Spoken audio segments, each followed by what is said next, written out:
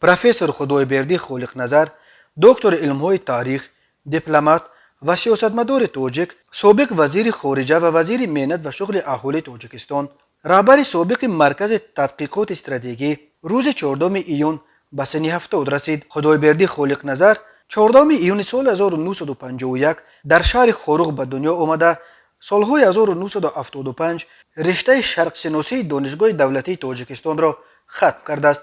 وی سال 1987 رساله علمی را در موضوع فعالیت اجتماعی سیاسی جمال الدین افغانی و شاگردان او در ایران در آخر عصر 19 و اول عصر 20 در انستیتوت آسیا و افریقای دانشگاه مسکو حمایه نموده صاحب عنوان نامزد علم‌های تاریخ گردید. خدایبردی خالق نظر سال 1992 در هیئت حکومت مراسای ملی رهبر وزارت خارجه را بر دوش داشته بعد امضای سازشنامه صلح سال 1997 بر اساس سهمیه 30% مخالفین وزیر مهنت و شغل اهالی تعیین شد.